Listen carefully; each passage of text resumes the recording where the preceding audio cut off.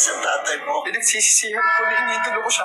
Hindi ko siya makakatawad dahil sa ginawa niya kay tatay. Panahon na para kunin ko siya kay Rigor. Kung ikaw papahama ang buhay ko, ang pagbuo ng pamilya, I'm willing to take the risk. Papa.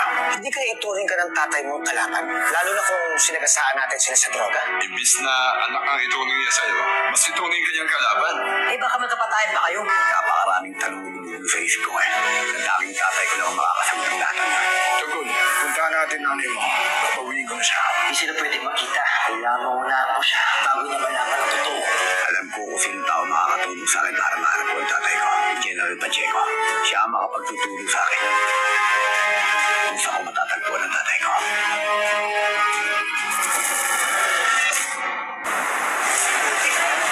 Nako, sa ospital pala kay Rigor nagpalipas ng gabi, si Marites at saka si Santino. Kamusta kaya si Rigor? Kamusta kaya sila? Ikaw, hindi ka ba dadalaw? Hindi naman ako magpapagaling kay Rigor. Yun eh, kung gagaling pa siya. Ikaw naman, hindi ka na naawa. Eh bakit naman ako maaawa? Bakit? Naawa ba siya sa anak at apo ko? Ay ganun talaga pag ginakarma, kagagawa niya rin yon. Ako, hindi ko rin naman nakakasundo si Rigor. Pero ayoko may mangyari sa kanya. Ayoko masaktan ng friend ko si Marites. Alam mo naman yung anak mo pagdating kay Rigor, Martin. Eh, siya pa rin naman ang asawa ni Rigor. Wala na tayong magagawa doon. Ang inaalala ko si Tanggol. Pati si Santino, galit na sa kanya. Wala na siyang kakampi sa pamilyang ito. Ako na lang nakakaintindi sa kanya. Eh, kailangan hanapin mo na si Tanggol. Abay, paano, Roda? Sa ginawa niya kay Rigor, paano pag makakabalik si Tanggol dito sa Quiapo? Ay, hindi ko alam kung saan ko sisimulang hanapin si Tanggol.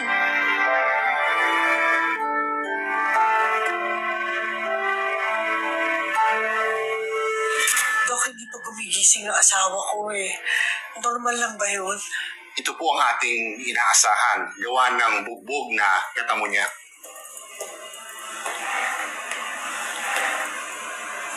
Pero gigising siya, di ba? Well, we're expecting that. Pero hindi natin maalaman kung kailan talaga mismo. Magsasagawa pa tayo ng further test para malaman ang tunay na lagay. Tatapatin na kita, misis. Kung sakasakali, maaaring may mga surgery at therapy. At magiging magastos po ito. Sana po ay mapaghandaan ninyo. Maiwan ko na po kayo.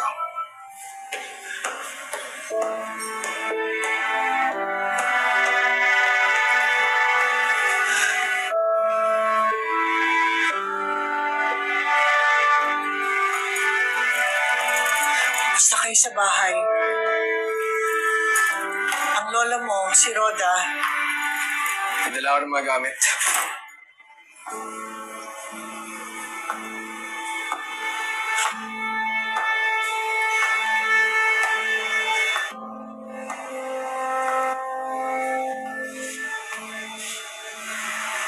anak. Nagkausap kami ng doktor eh. Di ba nila masabi ko kung kailan gigising ang tatay mo, maaari daw na Si tatay. Mabangon siya sa kamo niya at gagaling siya. Gagawin ko ang lahat para mangyari yun.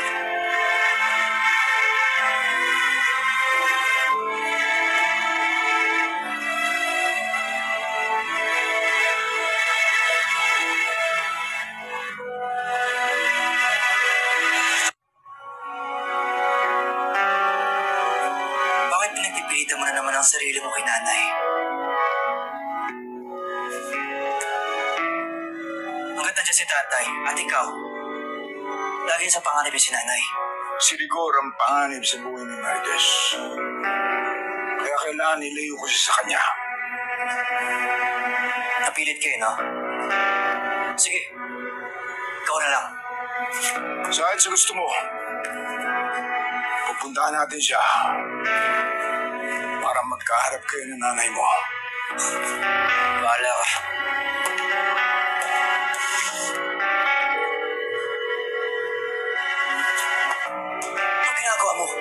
Papaalam ko lang sa nanay mo na pupuntahan natin siya. Gawa mo yan. Subukan mo akong pigilan.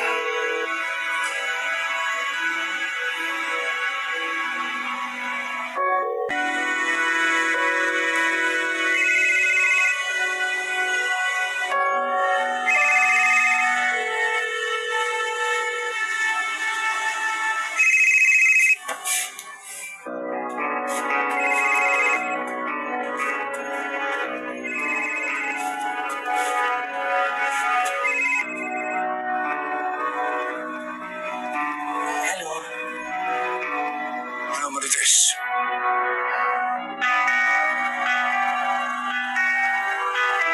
Ramon? Ba't ka napatawag? Nasaan ka? Sa bahay? Wala. Nasa ospital ako eh.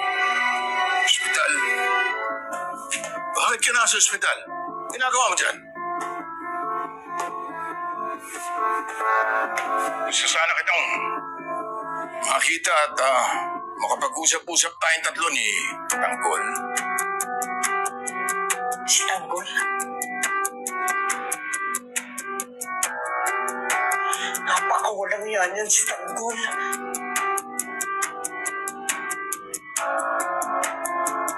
Ayoko siyang makita. Ano na naman ginawa ni Tanggol? Alam mo bang binugbog niya si Rico? Halos mapatay niya.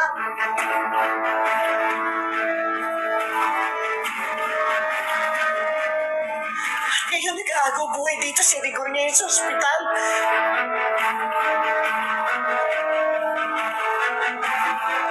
Pupuntahan ka pa rin namin para magkapaliwanagan.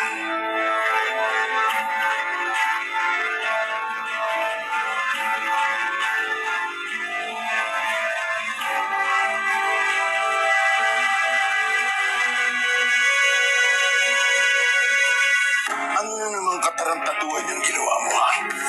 Striker! Sandali lang, Papa. Sandali.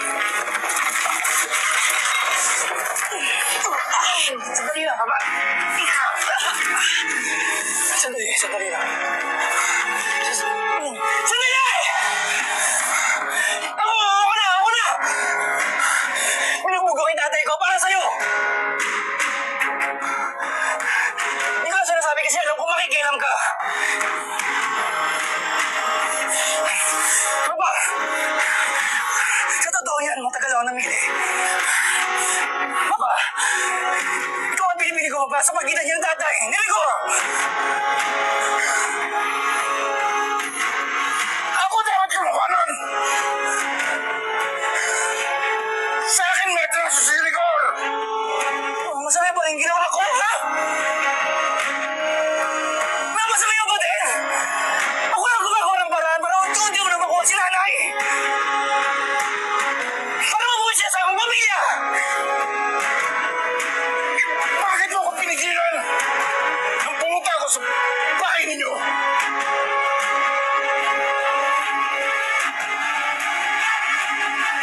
Hindi nagmamakaawa ka pa para sa tarantadong pulis na yan! Ginawa ko lang yun dahil ayoko madamay si nanay. Paano kung matama ang nanay ko? Ha? Habang nagpapatayo ni tatay, si Rigor! Pinoprotekta ko ni nanay ko dahil ayoko siya masaktan! Tutuwa ang sinasabi mo! Totoo yan!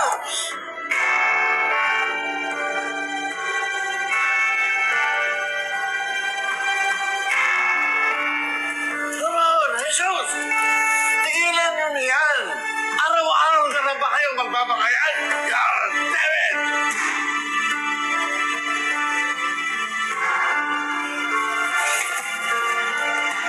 Kasama na ako! Kaya na ako maganda!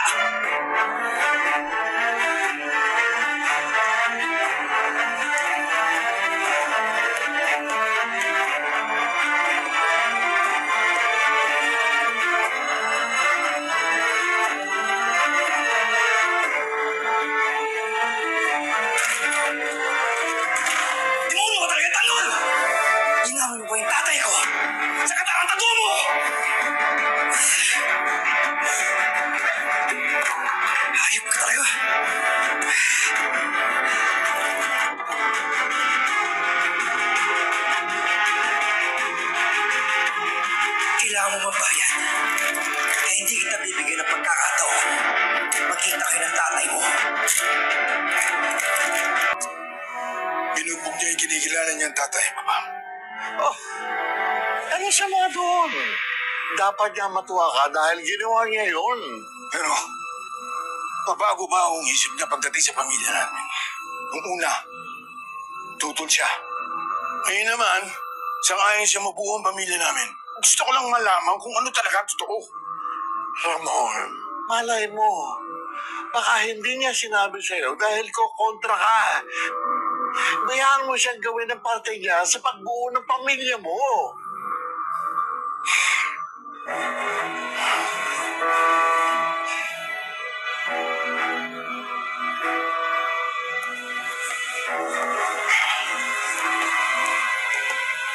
Tara na, Papa. Tanda mo, ginagawa natin ito para sa kapakanan ng pamilya natin. Para sa nanay mo. Alam ko. Hindi naman ang gusto ko eh. Yo.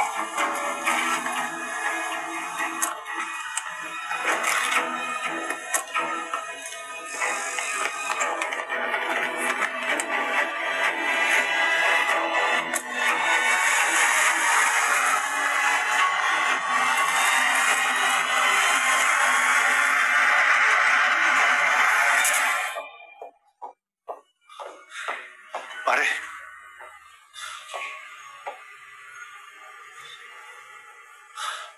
Pare.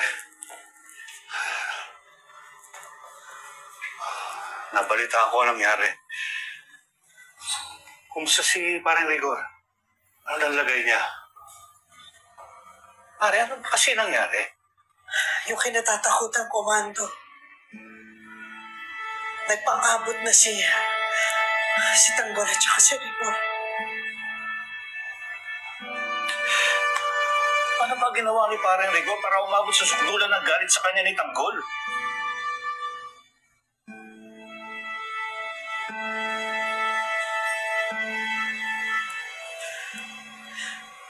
Nalaman na kasi ni Tanggol na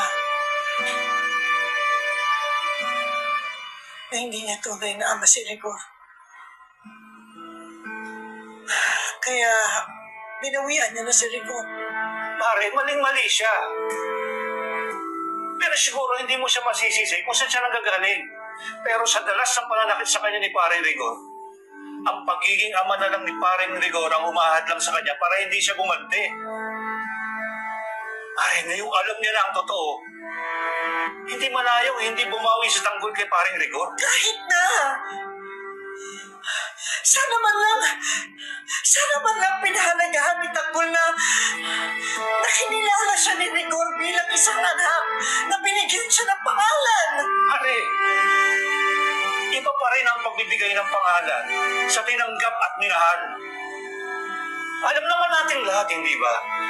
Kahit kailan, hindi inako ni Pareng Rigor na anak si Tanggol. Wala pa rin siyang karapatan na bugbugin si Rigor at halos patayin. Mando, alam ko na matagal na natin pinaniwala ang mga sarili natin na may taglay na kabutihan si Tanggol. Pero sa ginawa niya ngayon kay Rigor, walang-wala na akong pag-asa.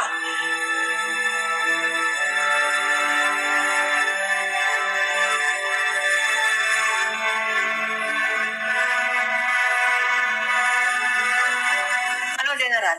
May impormasyon na ba kayo kung saan nagtatago si Primo at si Amanda? Wala pa. Pero nagpakalat na ako ng mga kapulisan. Kailangan nila pagbayaran ng pagsira sa pasugalan. Pati na pagpatay nila kay Carlos Suarez.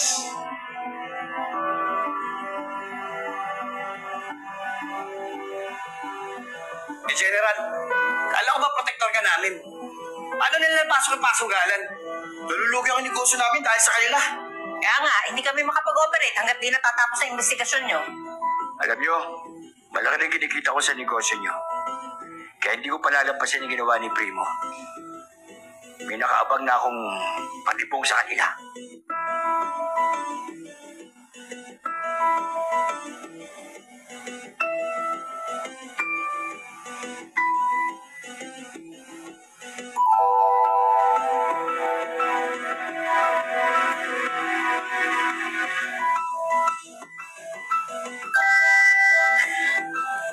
bang ipinunta nyo rito, General?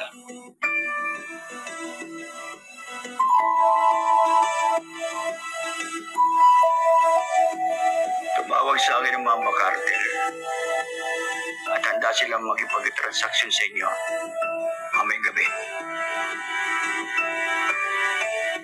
Kahit na sinugod tayo ng Red Phoenix o nakaraan natin transaksyon, General? Oo. Mukhang na gusto nila produkto ninyo. Handa silang magbigay ng pera at diamante na mas malaki at mas maganda sa Starong Venus. Kapalit ng 200 kilo ng droga. 200. Baka hindi namin yung kayang punuan, General. Kakadispose ko lang sa mga butigero ko. Ilang kilo lang ba ang reserva ninyo? 20 kilo.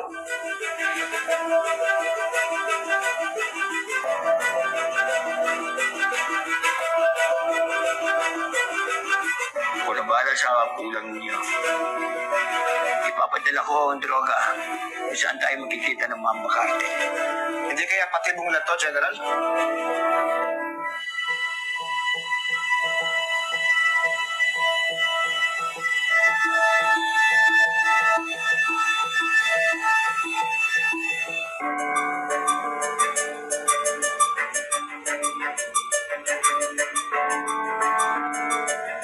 Hindi naman siguro. Nakapag-transaksyon na naman kami sa Mamba Cartel. Maayos naman. Dumating lang talaga ang Red Phoenix kaya nagka-aberya. Paano ko nalaman nila tayo nakakuha ng Star of Venus? Nakamaska tayo nun. Siguradong din nila tayo nakilala. Pwede tayo magpanggap na polis para hindi tayo mahalata. Ang hili ko lang sa inyo, Tanggol. Patayin mo na silang lahat. Wala akong pakialam sa Mamba Cartel. Marami pa namang mga parokyano dyan. Mga salot lang sila.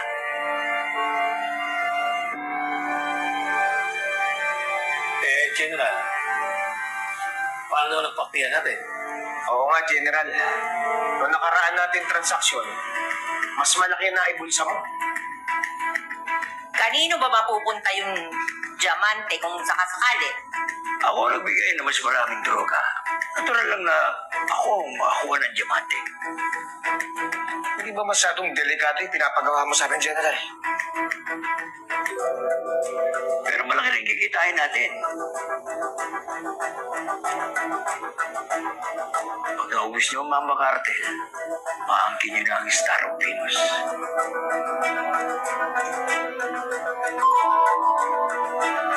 Ano sagot mo, Tanggol?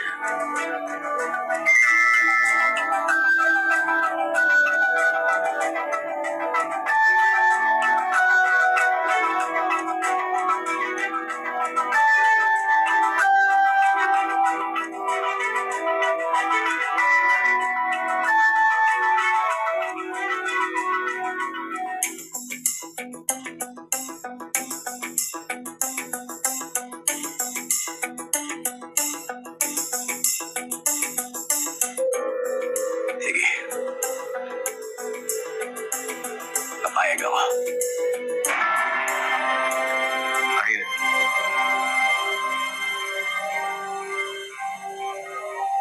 Kailangan ko ng tulong mo. Kailangan ko makakuha ng impormasyon tungkol kay Ramon Montenegro.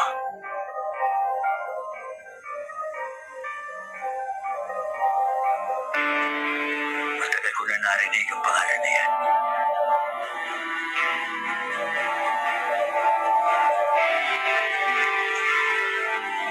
Si Ramon Montenegro ang leader ng pinakamakapangyarihang sindikato ng buong Maynila. Kinatatakutan siya ng lahat. Ang sabi nila, may alagang politiko ang pamilyang yan. Kaya hindi sila nauubuti.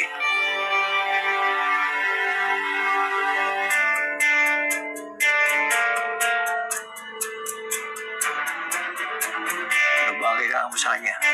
Wala kang pakialam. Makikita mo si Ramon Montenegro sa hukay. Patay na siya.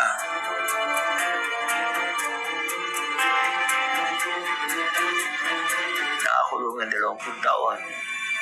At nang makatakas, pinatay ng tatay mo.